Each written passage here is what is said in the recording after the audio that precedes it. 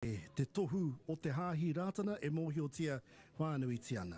Kia ore tātou mā te aua nei, ko wehe ke te premier ki tana kāinga i tēnei wā. Engari, kei te pai tērā, ko tō tātou nei maringa nui, ko tai mai te kai kōrero, te māngai o te whare pāremata, tō tātou nei whanaunga Adrian Ururawe, nō reira kei te mihi atu nei kia koe, Adrian mo tō tainga mai i tēnei ahiahi nei. Tēnā koe. Tēnā koe Eru. E tika ana kia tuku mihi atu kia koutou, korongo mai nā, kia mātou nei, nō reira tēnā rā tātou. Well, look, it's been a lovely occasion, and it just feels like the this whole event is alive again after a 2-year hiatus. What's your feeling been over the last 2 days of the celebration?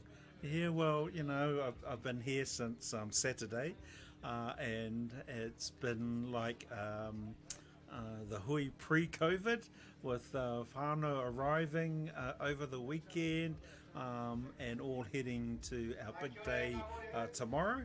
And so it's been really lovely to experience that Ratana celebration vibe, with everyone that's arrived, seeing some faces that we haven't seen for 3 years. And so, yeah, really nice to experience that all over again. Kia ora, te kai kōrero te whare. And of course, this afternoon, we had the visitation of Jacinda Ardern, the outgoing Prime Minister, and it was really lovely to hear her words, because she did say that she wasn't prepared to speak, but she knew that we wouldn't have a bar of it. Yes. And, she just offered some lovely words. And one of the things that really sort of touched me was her relationship that she's built up with the Ratana Church over these years, coming here, and in particular that year when she was hapu, Yes. the church offered the name. Obviously that's a significant bond that Jacinda Ardern has with Te Hāhi Ratana ne. Yeah, that's absolutely true. And it does go back to her very first visit as Prime Minister to Ratana Pā.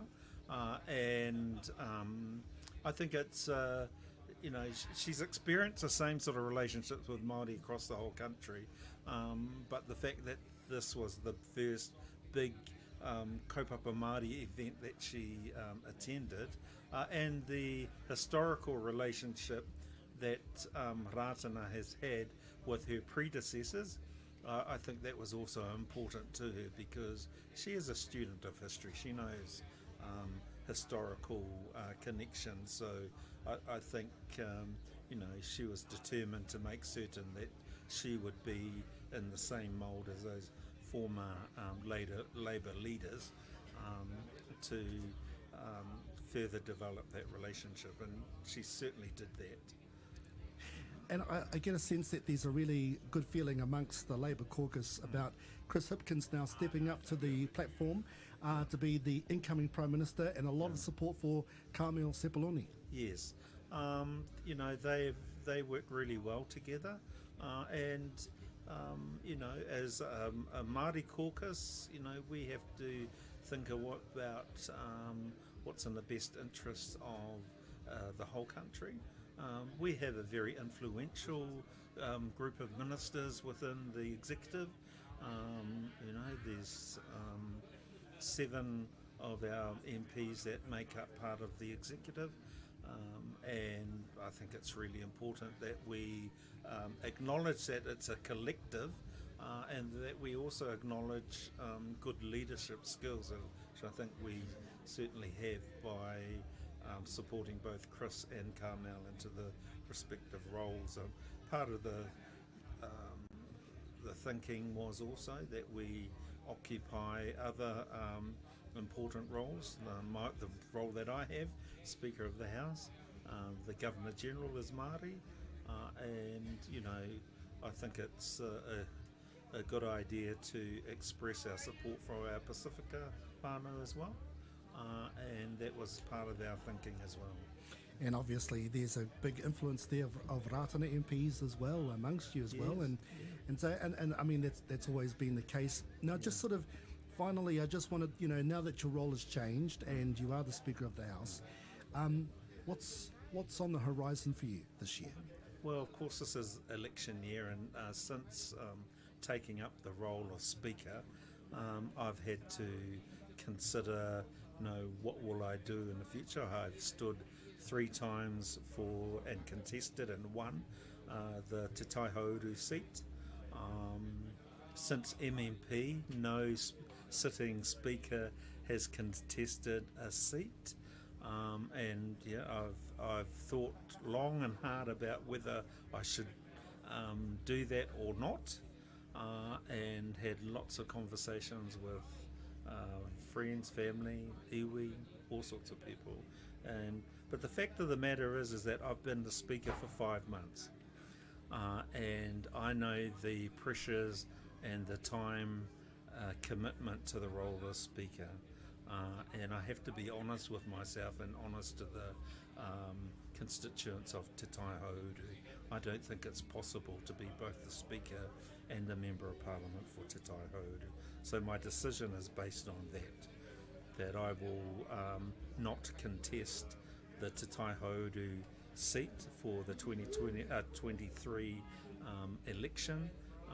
I will be on the Labour Party list only, and it's been an honour and privilege. By the time of the election, I will have served the electorate for 9 years. But in order, to give the best for the constituents, for the whānau of Te Tai Hauru, they need a full-time MP, and as Speaker of the House I won't be. And so I'm making that clear. First time I've said this publicly, and I wanted to wait until I was on air with you and speaking directly to the constituents of Te Tai Hauru. So that's my news. You heard it first here. So kia ora. Kia ora, Mr. Speaker. Obviously, there's a few options there for the person who wants to stand for that, and I don't want to go down that path yet. But look, on behalf of us here of RWFM, thank you very much for your time today, and just talking about the relationship that the Prime Minister's had, and also I guess too for your role as being our MP for Te Tai Hauru, and you're in a totally different role now. Your focus now is on something very important, and you need to be able to do that job more effectively. So it's time for you to sort of hang up your hat on that part of your job, but give it over to somebody else. And having a Māori in that role is it's important for us. We heard kōrero on the marae today. What we heard was correct.